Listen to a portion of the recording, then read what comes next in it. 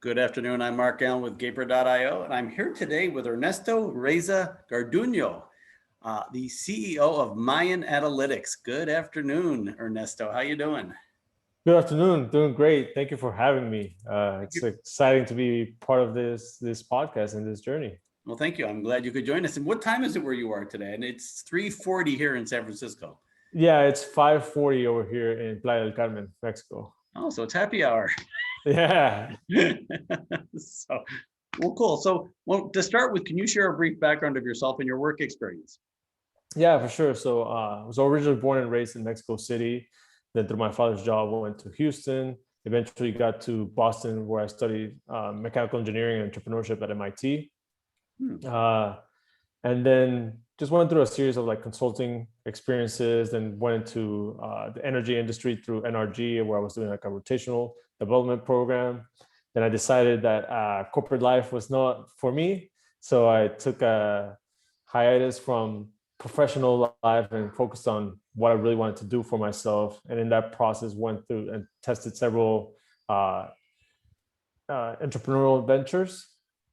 And coming to 2018, the summer of 2018, I grew up playing soccer, love soccer, and I had planned to go to the World Cup in Russia. And prior to that, I also had a friend's wedding in the Dominican Republic, and just a lot of travel was going to be boiled down into like a month and a half. And I was like, man, I need to make some money because I'm about to spend a lot of money. So then I decided that I was going to go into e-commerce, particularly through Shopify. And then when I was started pursuing that endeavor, another member at MIT, I was part of a fraternity group there, Theta Delta Chi. And there was an older alum from the 90s, Carlos Cashman, who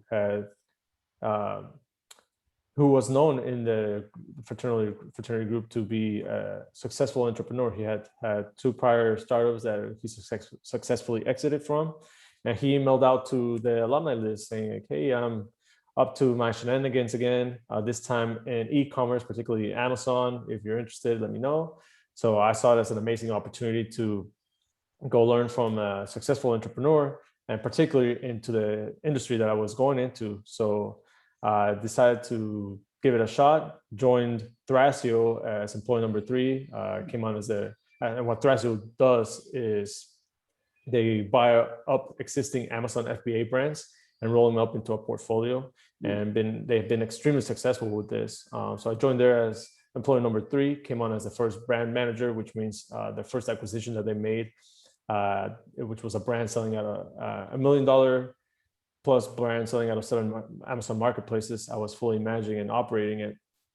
And 6 months in, given that my whole background professionally has really been around data, transitioned to my role as head of product and help develop the internal reporting and automation systems at Thrasio.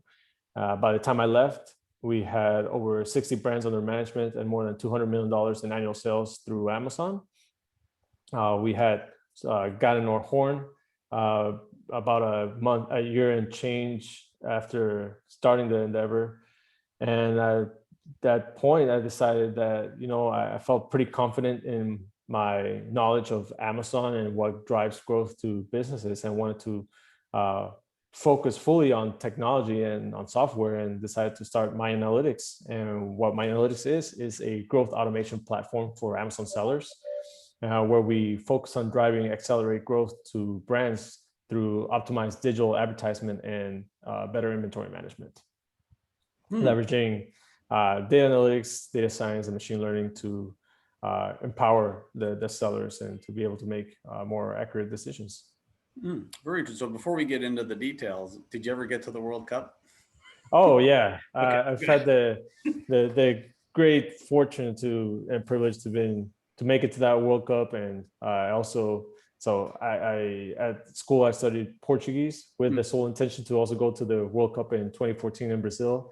So I was able to go to that one just to like the experience. I didn't get to go to any games, but like I said, the World Cup and soccer are top notch for me, and so if possible, I don't plan to miss any World Cups from here on forward. So if anyone's going to be in Qatar 2022, you know who to find.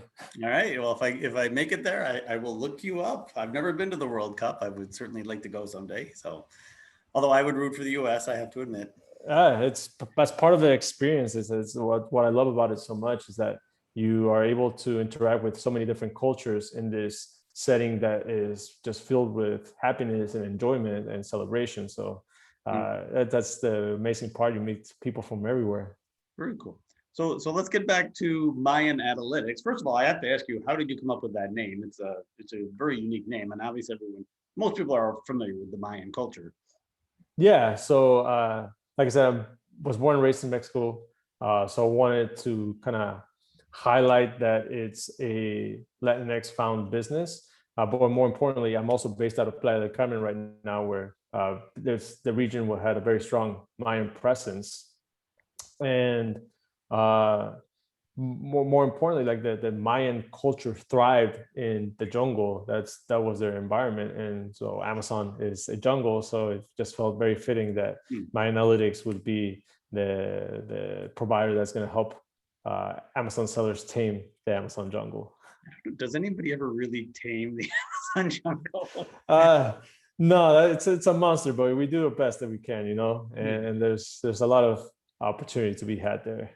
That's what I've heard. So we talked earlier, and you said that you went through the Y Combinator like 100% remote, right? Yeah. I mean, you think of Y. I mean, because there's one. I mean, there's a big one here in San Francisco, and I've met a lot of people that moved to San Francisco for it. And you stayed where you are, correct? Yeah, it's just part of the experience that comes in the current state of the world. When the whole process was remote, you know, you submit your application online, that obviously is remote, but then normally they fly you out to California if you're invited to interview so that you meet the partners and then do all that. But yeah, we did it fully remote. We actually had a bit of a scare in that they ask you to leave the rest of the day. Like, you have a interview slot, but they also asked you to leave the rest of the day available in case they wanted to re-interview you. We were asked to re-interview, and the interview said 6:30. And when I looked at my computer, it now said 6:37. So we frantically jump into the Zoom, and there's the waiting room, and we're like frantically emailing the Y Combinator team, like, "Oh, we're on the call. Please let us in. Like, I'm so sorry we were a little late. Like, I didn't want to make up a random excuse because I didn't want to lie." And then about like 7 minutes of heart attack in is when I realized that, oh wait, I'm on East Coast hours, and that's 6:30 Pacific time, so it's still 2 hours from now. So that added to the overall fun experience of being remote. And then in the actual program, I think Y Combinator has done a great job. We were the second batch, I believe, to go fully through the remote experience. And you know, I think there were two things that stood out to me the most about this experience. On the pro side is that we didn't have to move to California. So my two of my co-founders are young parents. So that was a lot more easy to digest from their end. They're like, okay, I don't have to relocate or move my family or think about how to handle that with my spouse and my children. So that was extremely beneficial in that, you know, we didn't, also the investment that Y Combinator made in us, we could actually put to work towards the business and not just to buy or rent these astronomical high rents in the Bay Area that they asked for. But on the other side, that one of the things that we had to be a lot more intentional about to get out of our Y Combinator experience was other founder interactions. In the typical YC program that's not going through the pandemic, you go to the building to kind of hear the talks or meet with your group or your section. But we had to do that all virtually. So you have to be a lot more intentional about trying to meet other founders and connecting and networking that way. But then again, on the other flip side, that what was good is it allowed us to really focus on our journey, even though like we are part of this collective journey that of all the YC founders on all the YC startups. It kind of allowed to create this barrier of against noise to, it can be hard to not be influenced or motivated or demotivated by how everybody else around you is doing, because they might be at a different stage and they might have $50,000 in monthly revenue or 100,000, and someone that's just starting that has 2 or 3, it could be discouraging if you let that get to you. So that part to me was, I think, very beneficial in that it allows us to immerse ourselves in the areas that we needed to and interact with others, but then draw back and focus just on our own journey. So very cool. And have you stayed in touch with your fellow YC inductees? Yeah, so I'm actually going through a mental fitness kind of experience with 3 other YC founders. We're planning another section call with, so there's the batch is like the largest, that's everyone at the YC program per session. Then you have your group, which is a smaller subsection, and then you have a section, which is like the smallest group. So we're planning to have another call with the section mates in the next week or so. Oh, very cool. And as you told me earlier, you recently got funding. So now that you had a taste of the remote work, do you think now that you're getting funded, are you going to have an office, or are you going to continue to be remote? Yeah, so this is an ongoing discussion that we have as a team, but we're leaning more and more towards just staying all remote, in the sense that it allows us to reach talent that we might otherwise not be able to encourage or onboard, just because, hey, you can stay wherever you want, travel to wherever you want, and not really be bound by the expectation that you have to show face at an office. And we have the benefit that many of nowadays, like, everyone has the remote experience now, but prior to that, 2 other founders and myself had been remote since prior to the pandemic. So we're used to what that lifestyle means and what that experience brings. And I think it's just a matter of how you approach the potential downsides of, like, okay, well, you don't get the water cooler talk, or you don't get like this more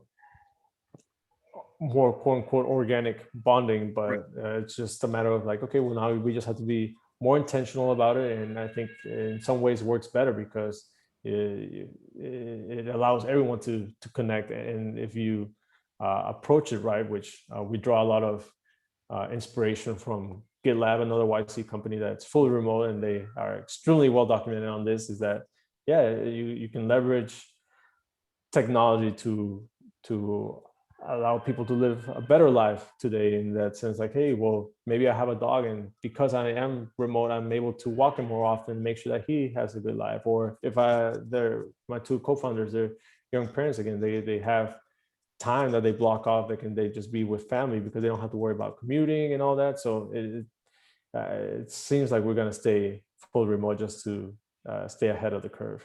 Well, good. And does Y Combinator actually go over some of the, I mean, how to have a remote company? Is that part of the training now? Not so much. I think, like, the just part of the experience, you had to, again, apply and do it remote, that I think they already kind of gauge that, well, if you are of enough quality for us to accept you, then we believe that you will be able to handle that.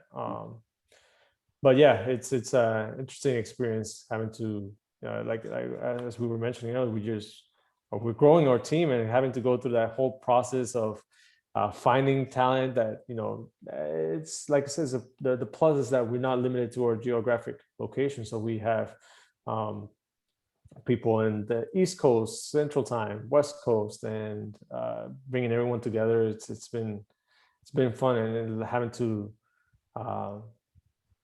again get creative on how do we create that team chemistry, that morale in this setting where we haven't met many of each other in person yet, and probably won't for another few months. Yeah, well, hopefully soon. I mean, I don't know if you know, California is going to be 100% open in a month and a day. So I don't know what the status is in Mexico, but we're a month away. Wow. Yeah, it's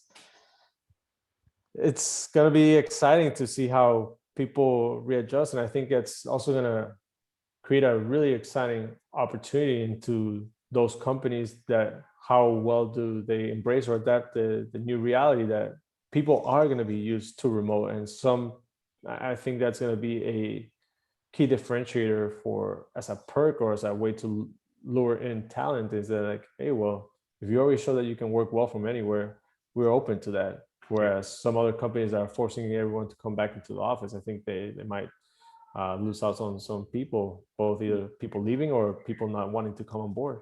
I think you're right. Well, Ernesto, I want to thank you for your time today. It's been great talking to you. I know it's, dinner time there. And as we talk, we both might be indulging in some chicken wings tonight. Yeah. uh, so I'll let you get to that. And I've got about an hour to go before I indulge in that, one of my favorite dishes. So have a great weekend. And it was great talking to you. Thank you so much, Mark. Have a great weekend as well. And enjoy those chicken wings. I will. Extra spicy.